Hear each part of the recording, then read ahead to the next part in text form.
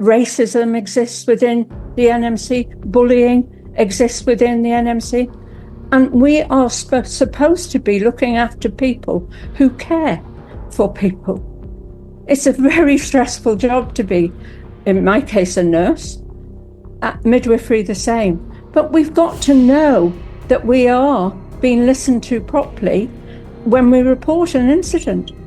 This is outrageous, and people have to go.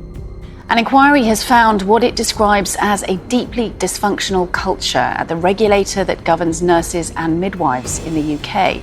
A review into the Nursing and Midwifery Council discovered that staff were experiencing bullying, racism and burnout. The Nursing and Midwifery Council is the body responsible for maintaining professional standards among tens of thousands of NHS and private healthcare workers.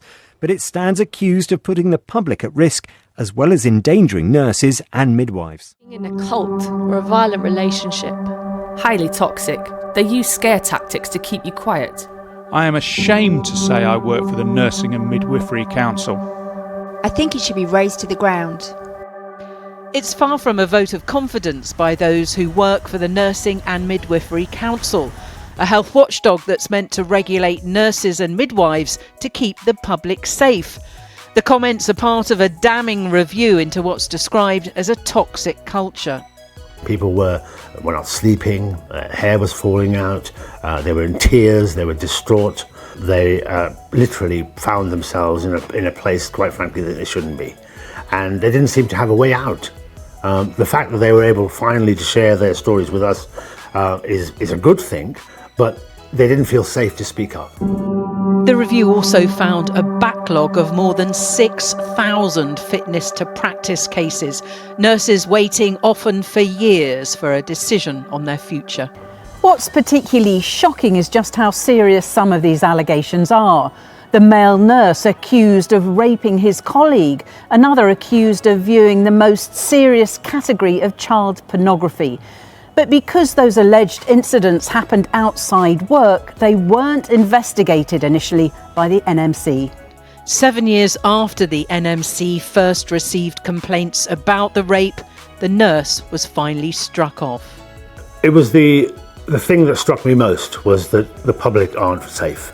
Could there be another Lucy Letby buried in the backlog of investigations?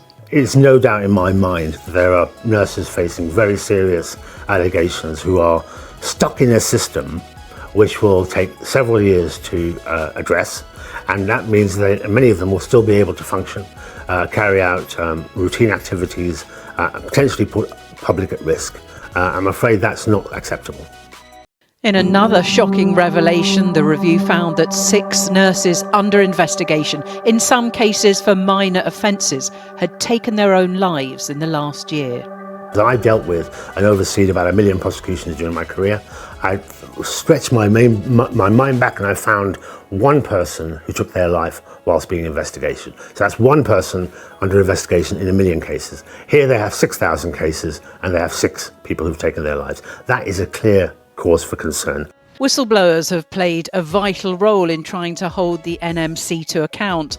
One who's a senior manager there says she raised safeguarding concerns with her bosses last year. Worried she could lose her job for speaking to Channel 4 News, she's asked to remain anonymous. So here she's represented by an actress.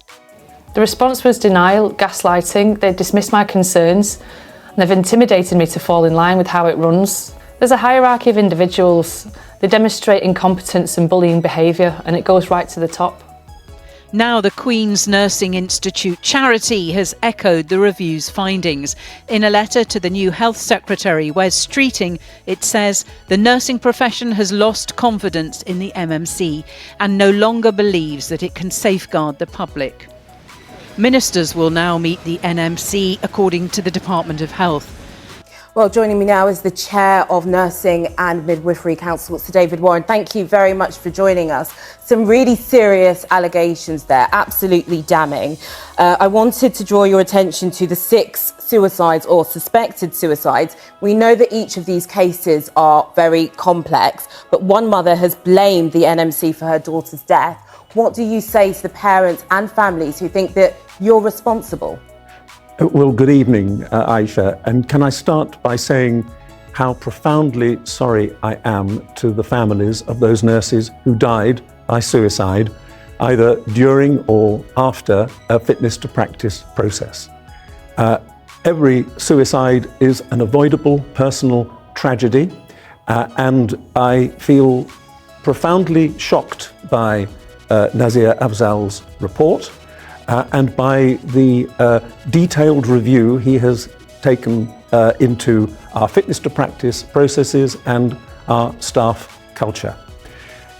In the case of the 6 nurses who died by suicide, we await the coroner's inquests in the majority of cases, and we wait to see what recommendations the coroner will make.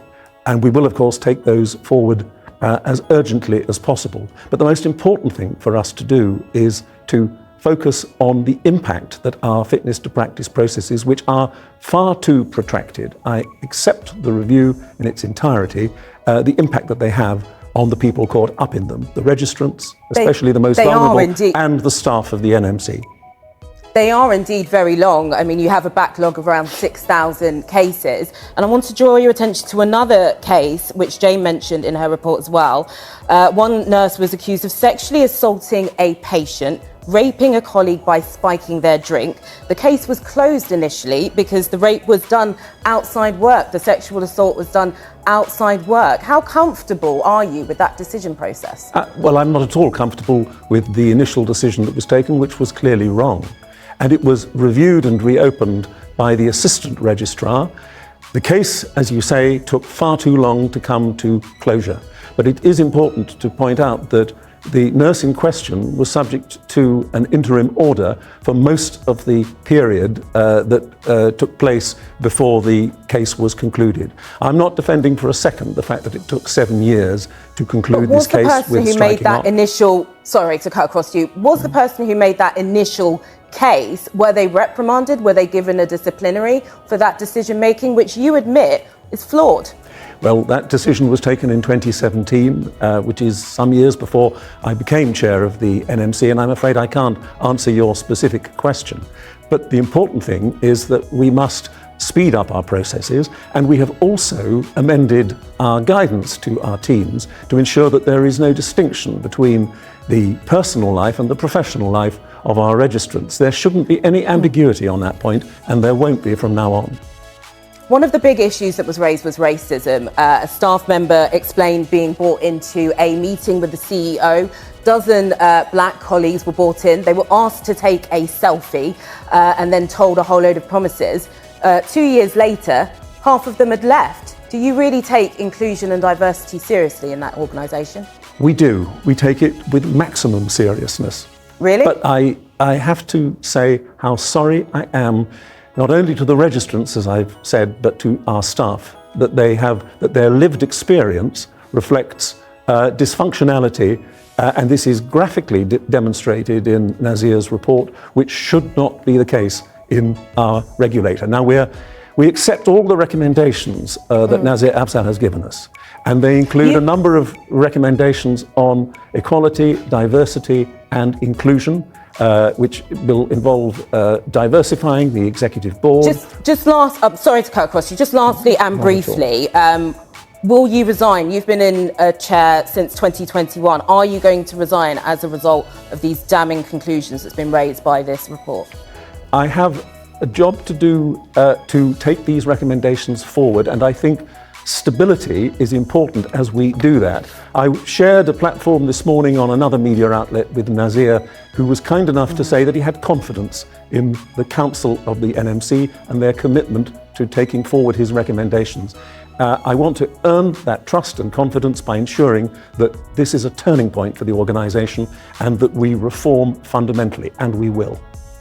I found a dysfunctional organisation which was causing real distress to staff, which was having an impact on their casework decisions, which meant that good nurses were for many, many months and years being investigated for minor offences. Bad nurses were allowed virtually to get away with it if it took place in their private lives. The review into the culture of the NMC describes how staff are struggling in an environment where poor judgment, toxic behaviours and paralysis are affecting decision-making. The report describes how the NMC is struggling with a backlog of more than 6,000 cases, many of which drag on for years. Delays in resolving cases can have a devastating impact. In the last year alone, 6 nurses have taken their own lives while waiting for disciplinary investigations to be concluded. The NMC has apologised and accepted all the recommendations in the report, promising to deliver a change in culture. But some who followed this saga closely are not sure that's possible without resignations at the top.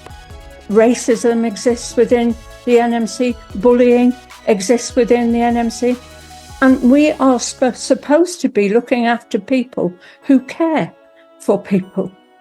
It's a very stressful job to be, in my case, a nurse.